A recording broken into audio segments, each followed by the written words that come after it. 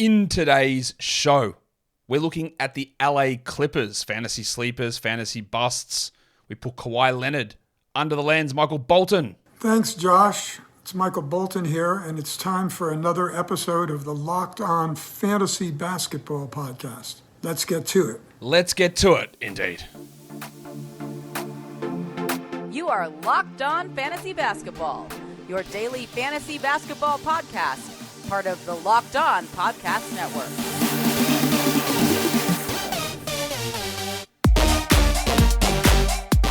Hello and welcome to the Locked On Fantasy Basketball Podcast, brought to you by Basketball Monster. My name is Josh Lloyd and I am the lead fantasy analyst at basketballmonster.com. And you can find me on Twitter, as always, at redrock_bball, on TikTok at redrock_bball, and on Instagram at Locked On Fantasy Basketball. Today's episode is brought to you by Birddogs. Go to birddogs.com/LockedOnNBA or enter the promo code LockedOnNBA for a free water bottle with any purchase. You won't want to take your Birddogs off, we promise you. Thank you for making Locked On Fantasy Basketball your first listen every day. We are free. We are available on all platforms. Earlier today, there was a 16-team, 9-category head-to-head mock draft. Myself, Raf Johnson from Roto World. We did that one. I picked at 14. Raf picked at 9. Go check it out. Later today, a Los Angeles Lakers team preview show. Later in this show, an opportunity to join the Locked On Fantasy Basketball Bowl. So we might as well quickly tell you about that now, Warnie. Let's get it on, Gilly. All right, the Locked On Fantasy Basketball Bowl, a large fantasy tournament. Up to 720 teams in category leagues, up to 720 in points leagues as well. I'm not sure we get there. $50 entry, 18-man rosters, slow draft, 40 games max per week.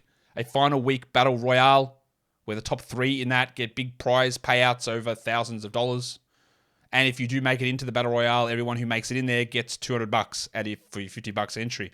Those slow drafts will begin start of October. The entry form to enter these is linked in the description of the show on YouTube and in the show notes for audio.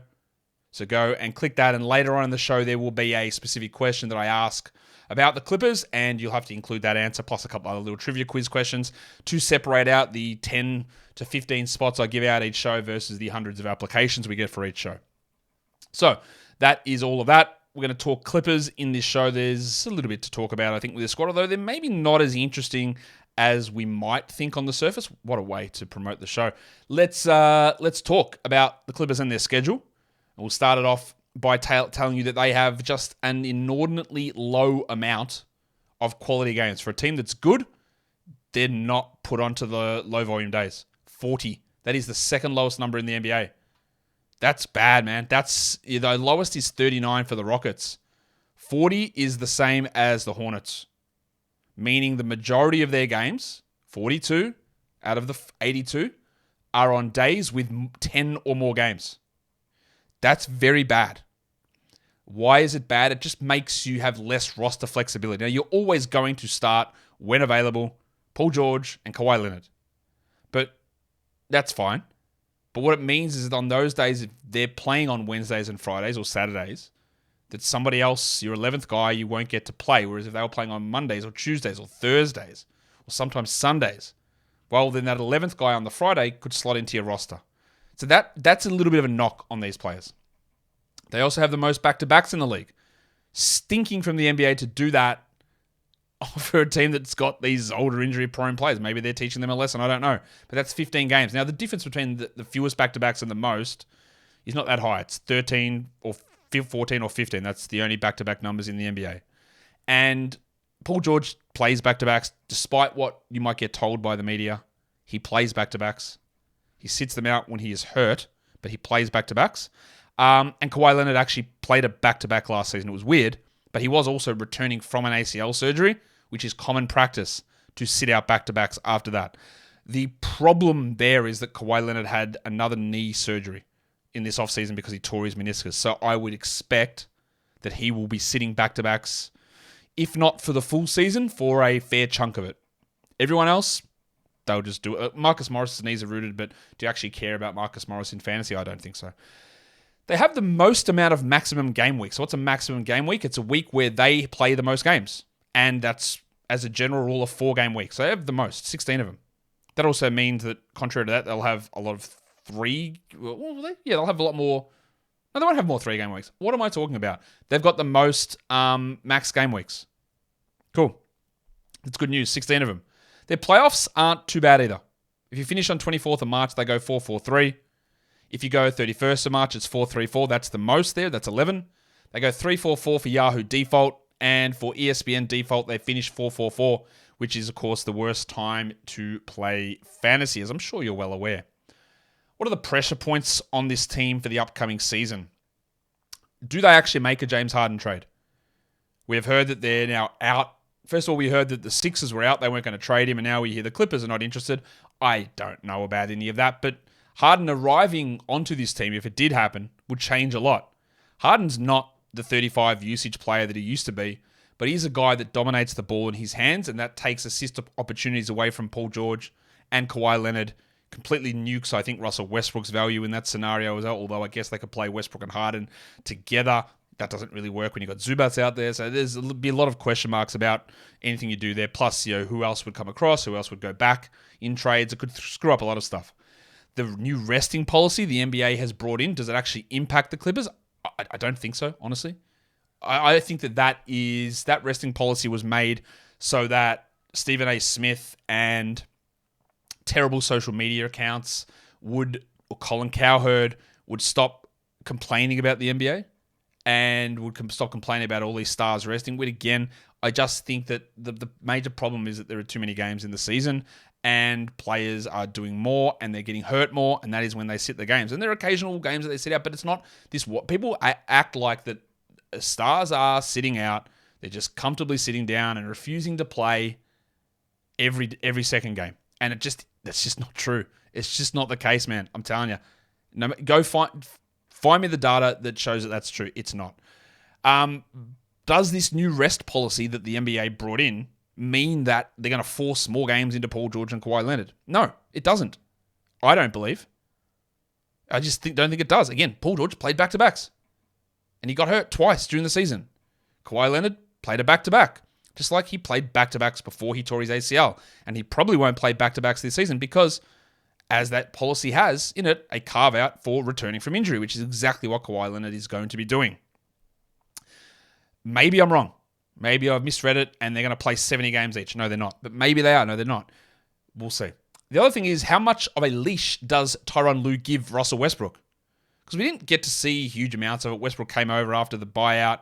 He started. I didn't think it was great. He had a few good games for sure. A couple of nice defensive performances in the playoffs. But we also didn't really get to see Kawhi and Paul George and Westbrook play together much because Westbrook arrived and then George hurt his knee.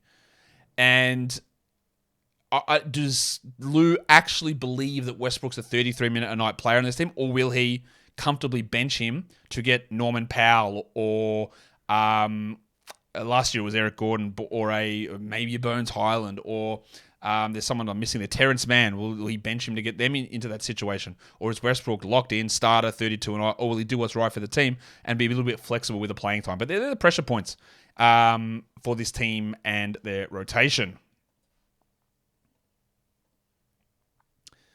Today's episode is brought to you by Birddogs. Not only are Birddogs comfortable, they are comfortable. They're the best. Best shorts you can wear. Love them. In fact, I've lost a pair of my shorts. I don't know where they've gone. I've got two of them. One of them is always worn, but the problem I have, because I can't find this second pair, is when I wash the first one, I'll go, where are my Birddogs? I want them. They have got this nice little stretch fabric that make your legs look good. They slim you down as well, but it's not like stiff khaki shorts. They've got this cloud knit fabric that makes them look like a khaki short, but also feel very comfortable. And they transition to whatever you need them to do. You're doing the gardening, Birddogs, bang. Out for dinner, well, Birddogs, also bang. You want to go to the shops to pick up a loaf of bread, Birddogs will get it there. You're catching up with your mates for a barbie and watching the game, Birddogs will do it as well. And now they're also giving you a free water bottle. So go to birddogs.com/LockedOnNBA or enter the promo code LockedOnNBA at checkout for a free Birddogs water bottle with your order. That's birddogs.com/LockedOnNBA for a free water bottle at checkout. You won't want to take your Birddogs off, we promise you.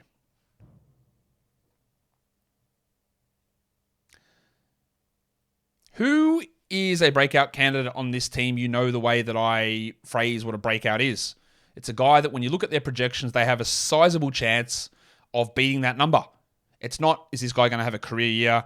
It's not, is this guy going to shock the world? It's not, is this guy slated for a huge level of production and then achieves it? The great example of that is Jordan Poole in Washington. Whereas, like, I'm not going to consider him a breakout candidate because I'm already projecting that in. I'm projecting him to average 27 points a game. Right? To me, that's not like a surprise breakout. I'm expecting that to happen. KJ Martin's the interesting one in LA. Now, I think there's a very small chance of this. But absolutely, he would be the guy that I would start over Marcus Morris, although Ty Lue loves Marcus Morris. Morris is just not up to it anymore. I think he's definitely going to have a chance over Bob Covington, and the guy there is Nick Batum. Now, if I was the Clippers, I'd start Norman Powell and Kawhi and Paul George at the 3 and the 4, but those blokes just refuse to play the 4.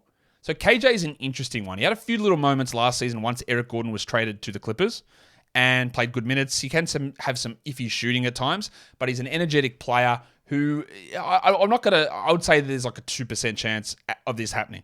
But when we're taking a last round pick, like, it's not Marcus Morris that I'm taking. It's not Nico Batum that I'm taking. It's him. And there's a chance of it breaking out, but it's also a chance that absolutely nothing happens whatsoever. Let's take the fun guy under the lens. I'm a fun guy. Kawhi Leonard. It was a bad/awesome season. He came back from his ACL injury, and the per-game numbers, they're not bad. 28th in Yahoo points, 21st in ESPN points, 26th in -1 head-to-head rankings. He ended up for the season playing 34 minutes a game, 24 points, 2 threes, 6.5 boards, 4 assists, 1.4 steals, with 51 and 87% shooting, hitting 42% of his threes.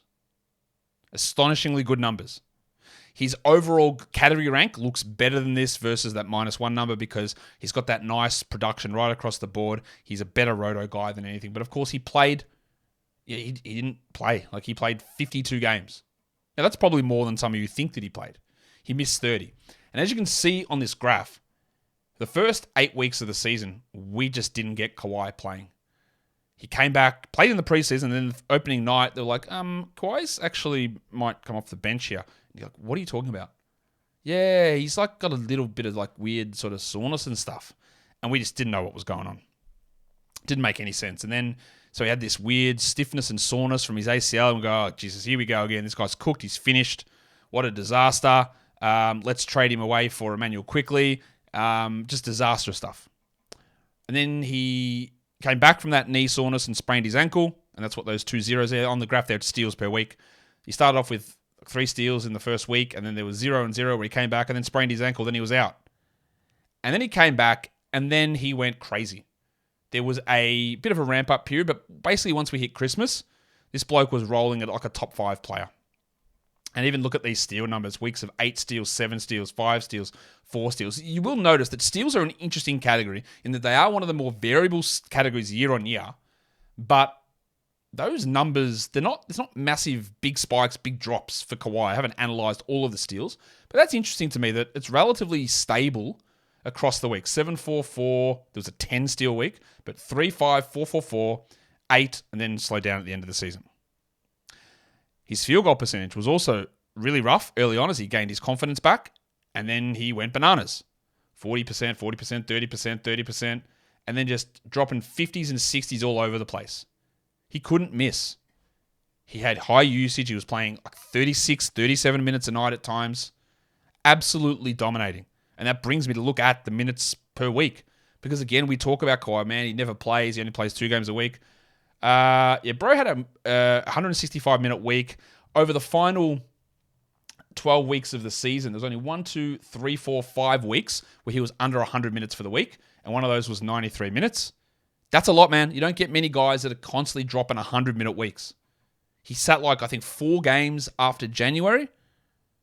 But then, of course, all of this progress, all of this good stuff is reset to 0 because he tore his meniscus in the playoffs. And now he has to regain the confidence in the knee. We're probably going to have some sitting on the back-to-backs as he gets that knee back. But for all of the bullshit at the start of the season, which was bad and they didn't explain it at all of what was actually going on, he dominated the second half of the year. And if you had Kawhi Leonard on your fantasy team, and you stuck through it, I reckon you had pretty good success in the fantasy playoffs and down the stretch because he killed it. And if we go to his -1 weekly rank, now people are asking this question when I look at these weekly numbers, how do you account for games played? I don't. This is not based necessarily, this is not really to look as much as what is per game average variation, which would be something that would be worth doing. I agree on that. This is just to show you also that when you look at season average numbers, when you look at the production per week, there are numerous factors. Not only is there game-to-game variation, but there is minutes played and games played variations that mean that a player who might be third overall might have 5 weeks as a top 10 player. That is it. That's all it takes to get to third overall. So there's so many wild and wonderful different factors that are part of it. And when we look at this, Kawhi, like it was dreadful to start. 325th over a couple of weeks there. And then just many top 40, top 20 seasons. Top 20 weeks. Part of that, again, is he sat some back-to-back. So if he had have been playing the full games for those weeks, we're talking top 5, top 7 per game. But some very strong numbers, even with missed games.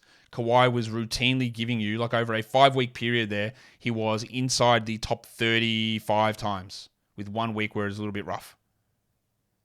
But 5 out of 6 were his top 40 in totals, with the missed games, with the back-to-backs that he sat.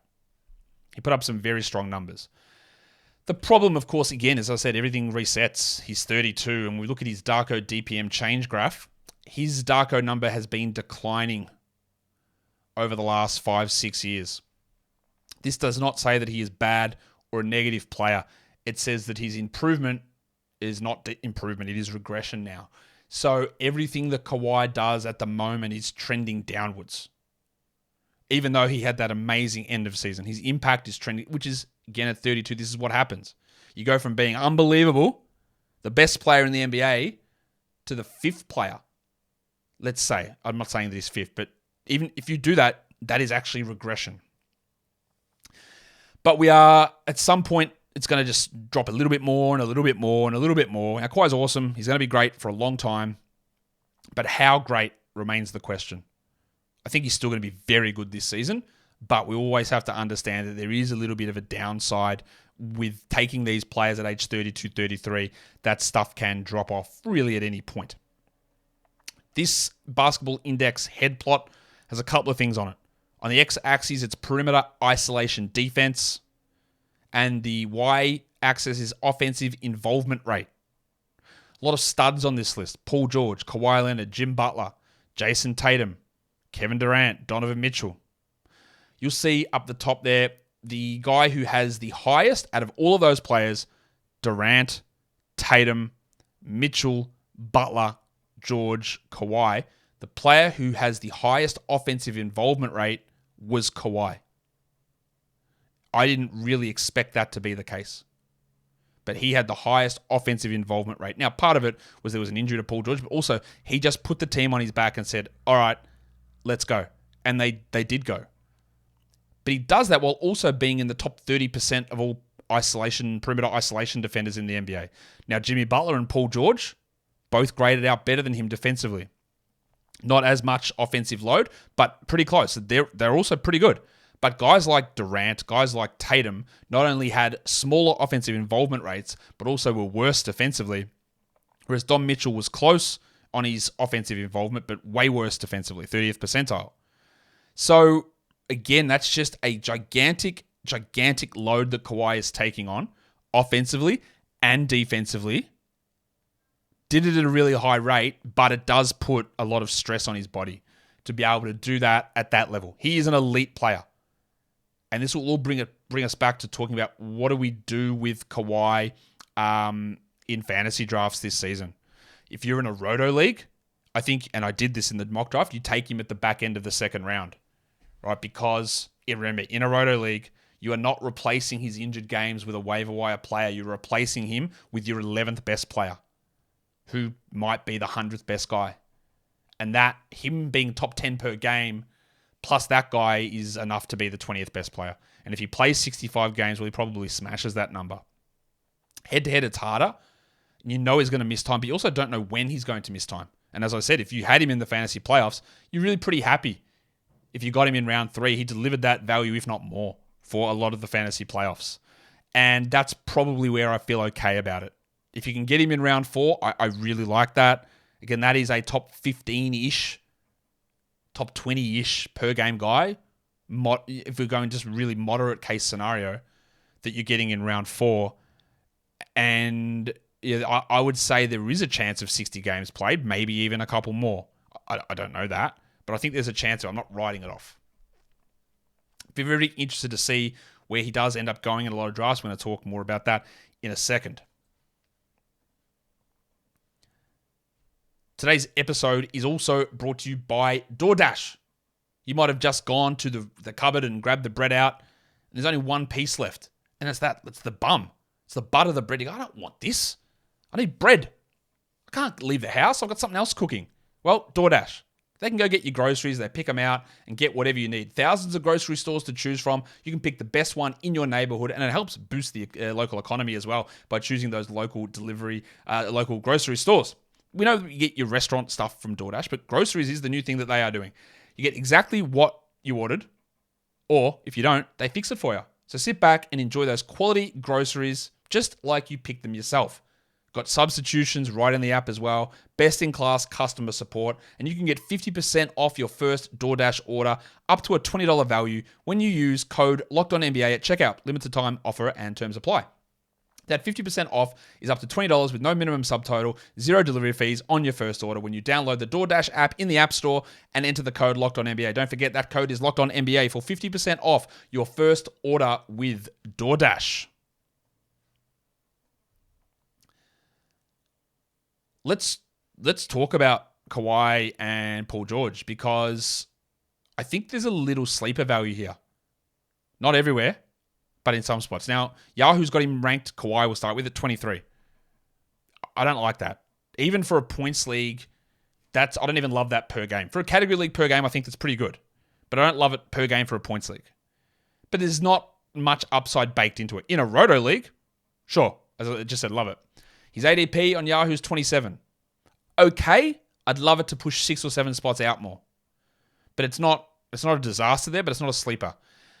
On Fantrax, I think it is. He's at 39. On ESPN, he's at 41. He's ranked 53 on ESPN points leagues. He's ranked 32 on ESPN category leagues. And that's getting into the territory of mid-3rd round, mid-4th round, mid-5th round with that ranking for points. And that, I think, is really bloody good. And the other one, I think, is Paul George, who can very, very comfortably be a top 20 player per game. He averaged over 5 assists per game. He facilitates a lot. Now, this would all change if Harden arrived. And there is what happens with a full season of Westbrook. He's going to take rebounds away and take assists away. That will happen. And George ranked at 25 on Yahoo, an ADP of 30, and a category rank of 30 on ESPN doesn't represent really good value. It's not terrible, but it's not value. But his ADP on Fantrax at 36, I think, is. And his rank for points leagues on ESPN at 47 is amazing value. And his ADP, Paul George, on ESPN at 49 is ridiculous. That's unbelievable. To be able, if you can get Kawhi at 41 and George at 49 on ESPN, I wouldn't take them both, but you're laughing. And remember, that's an average. So remember, in some of these leagues, he's going in the 50s. And Kawhi might be going at 48, 50 as well. That, I think, is pretty amazing. And that brings me to a question for the Locked On Fantasy Basketball Bowl. In the entry form, which is linked below, they say here's a specific question from the Clippers show, and the question that you need to answer is, how many combined games did Kawhi Leonard and Paul George play last season in the regular season? And the answer is 108. So you just write 108 in that answer box down below.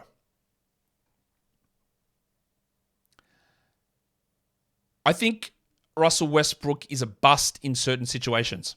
Price of the brick going up. Now, I'm going to be honest with you. When you're looking at the Clippers for sleepers and busts, there's not many of them. Everything is relatively reasonable right across the board. Westbrook is ranked 110th on Yahoo. His ADP is 113. His Fantrax ADP is 121. He's ranked 122 on ESPN category leagues. 100% reasonable. You've got to have the right understanding of the categories that he's shit out, his turnovers, his field goal percentage at times, his free throws. but he's going to get rebounds and assists. And if he played 32 minutes, he's going to get good numbers of those. And those numbers, it doesn't mean that he is lovely at that spot. You know what I mean? You have to go 110, man, I love Westbrook there. It's totally okay to get him, but it's not a bust. But it is at a ranking of 68 on ESPN for points leagues. That I don't like. That is expecting 35, 34 minutes a night and him to have a similar level of usage involvement, and I don't think he does. And his ADP at 78 is insane to me on ESPN because that's a mesh of points and categories. And if you're taking Russ at 78 in a category league, well, I don't think you're going to have a good time. So not many guys stand out as huge busts, not even as huge sleepers. But there's a couple of different situations where you can avoid or grab the right guy. In terms of injuries, well, it is these two guys because the Clippers ended their season in the playoffs after beating the Suns in the first couple of games. First 2 games or 1 game? I don't remember what it was exactly. With their 2 best players not playing. Kawhi tore his meniscus, had surgery. We expect that he's back for opening night, but honestly, who knows? We might find out at Media Day, but also, it's Kawhi, so we might not. Paul George, I've got no worries about that. He will be ready opening night. He had that knee injury, which looked pretty shit house, to be honest, in the end of the regular season. There was some talk that maybe he would come back in the playoffs. That didn't happen, rightfully so. But he's ready to go. He's ready to roll. I think there might be some early rests for Paul George on back-to-backs, but not as a regular thing. And I think Kawhi will rest most of the year, at least half the year on back-to-backs because, again, knee surgery. George might not. He might just roll straight away. But they're the 2 injuries. What's a trade that might happen? I would say that Marcus Morris has to be in line to get dealt. A, he's bad. B, he's sooking. I don't know what they get back for him, but they'd want to get back another guard, I think, because at the moment, Russell Westbrook's their starter. Terrence Mann is sort of a point guard. Bones Highland is sort of a point guard, but they're not really point guards. Terrence Mann could move out. Now, of course, this could change if Jim Harden arrives. That's a different sort of scenario. But I think that Morris is probably a candidate to get moved out of here. A lot of players in their contract year. Mason Plumlee, Nico Batum, KJ Martin, Bob Covington, and Marcus Morris are all unrestricted free agents. I think Plumlee's got a shot to split minutes with Zubats. I wouldn't be looking at Zubats anywhere inside the top 100. And Plumlee becomes a very interesting stream guy, especially for deep leagues, as you saw me talk about in the deep league mock draft I did earlier today. I think the cockroach might just siphon a couple away from Zubats, and Zubats pushes down to a low upside late round player. I think Batum might start. I think Covington's not in the rotation. Tolu just doesn't believe in him. I think he has lost quite a bit, Covington. He can put up some defensive stats still, but when Batum, Martin, Morris are all there, Covington's just not going to play enough, so don't look at him as anything interesting. And then Morris is unrestricted as well. Who knows where he ends up. The other one that's very interesting to me is BJ Boston.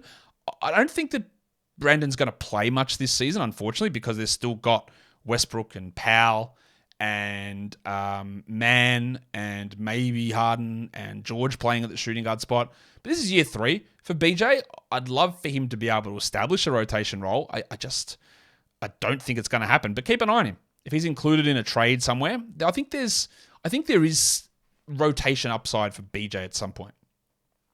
The risks in the rotation is the power forward spot. Do they do something where they play Paul George and Kawhi there more and get Norman Powell and Bones Highland on the court more? I wish they would. Do they just rotate Batum and Morris and maybe Covington and Martin through that spot, leading to nobody having a set role? I think there's a risk of that. They can't play all of them. They can't play all of Martin, Batum, and Morris. Someone's going to miss out. Maybe 2 of them.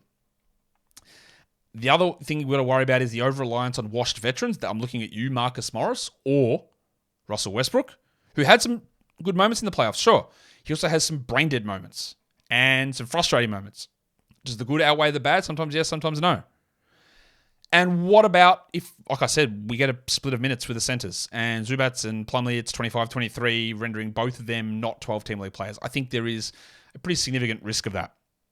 There are 2 players who stand out to me that if they were to find large roles, they would have good fantasy value. One of them is Bob Covington, and we know this. But Covington's just not going to play. I don't think he's got any shot at that. The other one that's more interesting to me is the big stiffy, the 5-minute man, Bones Highland, because he's got that Jordan Poole fantasy profile. Scoring, threes, assists, maybe steals, free throw percentage. Where he gets the shots or even the minutes on this team is anybody's guess. It's not really there at this stage. But I guess the absence of Eric Gordon helps him at least be a rotation player after he sucked in Denver. They won a title. He went to the Clippers and was DMP'd a lot of the time.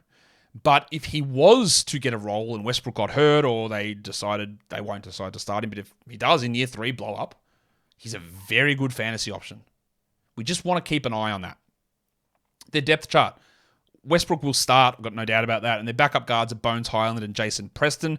I don't get to do it often, so we do it now. Preston? I like that guy. Preston! Their wings are Paul George and Kawhi Leonard. Even though I wish they would play more forward, they do play the wing a lot more. They'll start, and the backups are Norman Powell, who, when someone gets hurt, Powell is an awesome replacement. But he needs usage, and he needs minutes. And if at any point the efficiency doesn't hit where it's hit for the last 3 years, he's got no shot of being fantasy relevant. And he probably only plays 26 or 27 a night. There's Terrence Mann there, who would need 33 minutes and a big bump in usage. And even if he was to start, he needs one of Paul George or Kawhi to be out to maintain fantasy value. So not someone we're looking at. And there's BJ Boston, and then there is the Farmers Union himself, Fuick legend, Amir Coffey. I think Batum is going to start at power forward, but it could be KJ Martin. It could be Marcus Morris. I think it's going to be Nico Batum. I realized I forgot to put Robert Covington in this list. He should be there too. They've got a two-way guy, Jordan Miller, and their first-round pick, Kobe Brown. A lot of people have told me after some league, man, Kobe's got a shot to start. I would say there's no chance that an older rookie on a veteran-laden team is going to supplant Batum, Martin, and Morris. Brown shot unbelievably at Missouri, 46% from 3, I think it was. He's got good defensive stats. I'm not sure how well this all translates to the NBA. I don't view him as a future starter. And then their bigs, it's going to be Zubats at the starter spot, the cockroach Mason Plumlee behind him, and then there's Musa Diabate, who's flashed a few little things, but not really sure he's much of a real-life NBA starter or rotation player. For Durant, the two guys who really stood out to me in the Durant metric as rising up were the Beetle Paul George and the cockroach Mason Plumlee. We're going real insect heavy here. They really jumped up. Mason Plumlee is someone that I criticize a lot of the Hornets the way they played him last season, and sometimes I criticize Plumlee's ability on court, but he does put up fantasy numbers when he plays. So we want to watch that role. And then George, I think, get him at 50. That's a massive steal.